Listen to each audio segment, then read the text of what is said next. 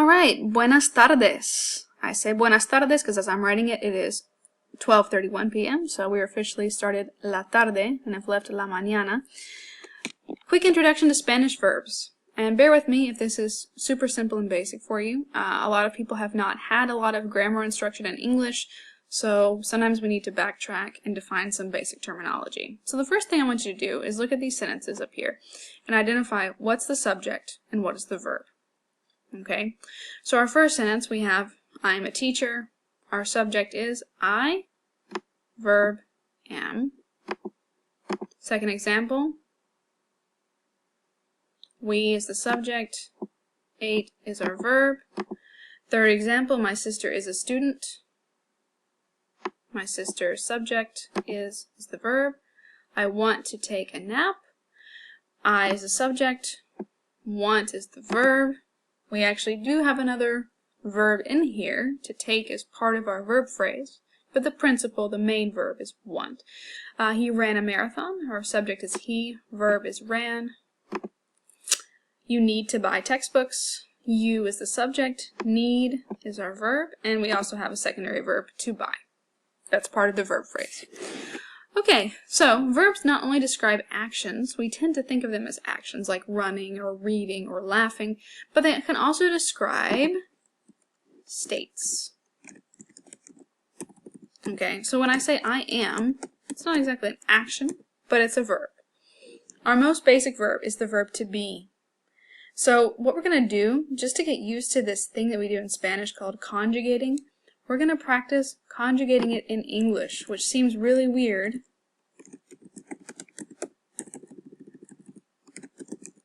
But it will help us see the function of what it is that we're doing when we do it in Spanish.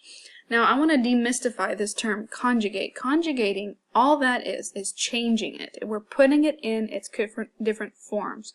So once we do that, hopefully we can understand a little better what we're doing when we do it in Spanish. So if we're looking at a verb chart in English, we would have at the top the verb to be. The verb that's preceded by the word to, so to play, to run, to write, this is called the infinitive. Okay, the infinitive is the verb before you do anything to it. Alright? Now, if we're organizing a verb chart, this is how we do it in Spanish, and so I'm doing it the same way in English. We start off with first person forms. A first person, what that means is it involves myself. So first person singular is just I. And our verb form, we can't say I be, but we have to change it. It's I am. So we just conjugated a verb in English. I am. That's the first person singular form. Our second person means it involves you.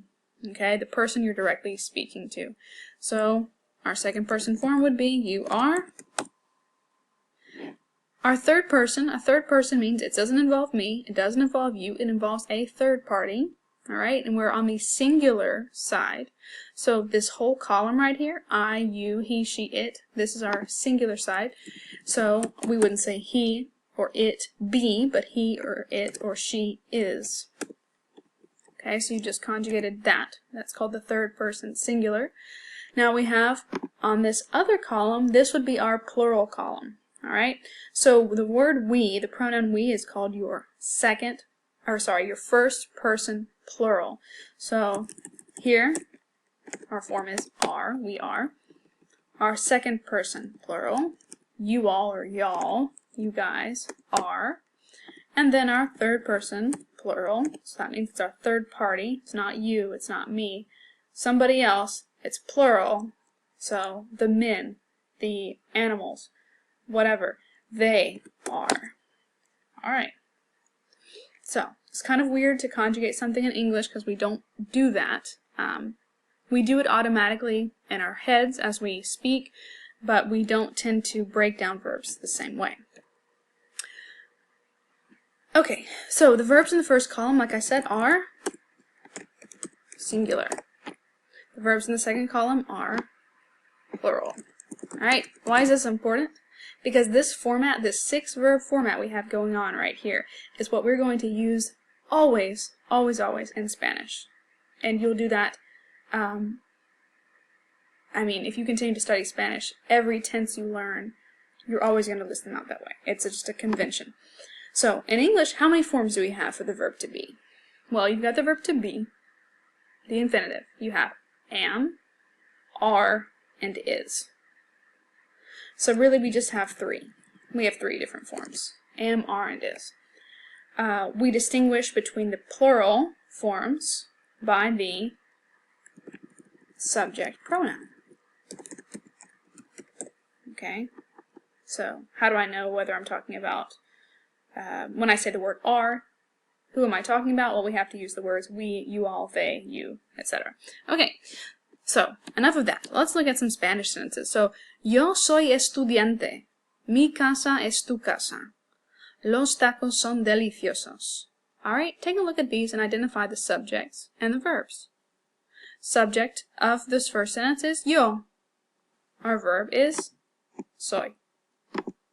Mi casa es tu casa. Subject is mi casa.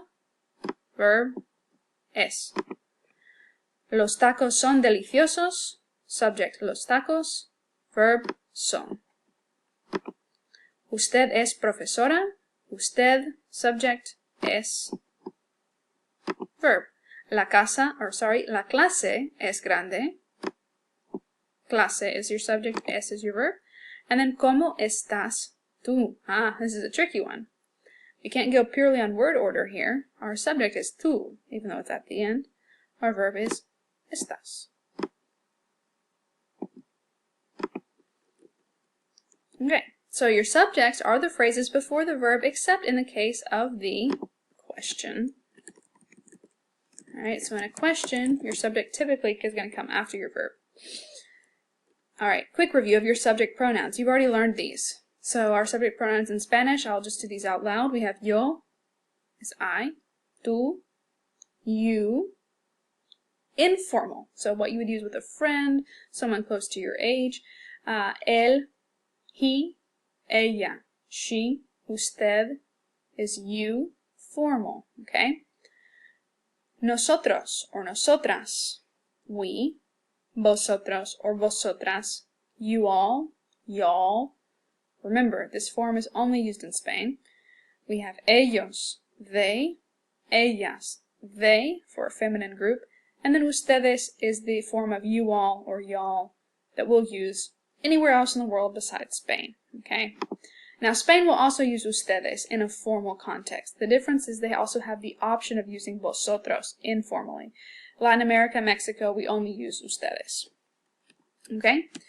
So, the verb to be in Spanish. Finally, we got to our verb ser. Okay? So, the ser is the infinitive. Okay? And I don't know what I was going for here, so we're just going to call this the infinitive. Alright, our first person, pronoun, I am, soy. Second person, you are, eres. Third person, he is, she is, it is. You, formal, are, will be es. We are, somos. Y'all are, in Spain, sois. They are, y'all are, anywhere else but Spain, son. Okay, so soy, eres, es, somos, sois, y son. This will be really important to memorize because we're going to use it all the time. Alright, so just to appreciate the difference, how many forms of the verb do you see in Spanish? In English we had three, right? Am, are, and is. In Spanish we have soy, eres, es, somos, sois, son. They're all different. So we have 6 different forms. Alright, and that's why Spanish verbs are notoriously, quote-unquote, more difficult than English verbs because we simply have more forms.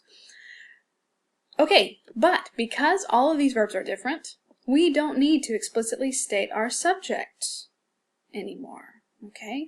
What I mean by that is I can say, if I want to say I am the teacher, I could say yo soy la profesora. But soy means I am. Therefore, we don't need the yo to specify that it's I. Okay? It would just emphasize who I'm talking about, but it wouldn't be necessary. So I can simply say soy la profesora. Same thing for our question phrase. Where are you from? I could say de donde eres tú? Where are you from? But if I don't need to emphasize the you, I can simply use our verb eres. ¿De dónde eres? The exception to this is our third person form. Okay? We sometimes need clarification for our form es, because without further context, es could be referring to él, could be referring to ella, could be referring to usted. Alright? If we looked at the verb son, same thing. It could be referring to ellos, ellas, or ustedes. So in that case, we probably will want to use our subject pronoun with it. Okay, so that was just a quick introduction to the verbs in Spanish. If you retained nothing else, the main thing I want you to know is simply this chart here. Okay? And as you use it, as you practice with it, it will become more and more second nature. Okay? So don't worry if you didn't understand all the grammar terminology. Just go to your VHL Central homework. Go ahead and attempt some of the exercises with ser. Remember, you do have 4 attempts to complete those. And buena suerte. Good luck. Hasta luego.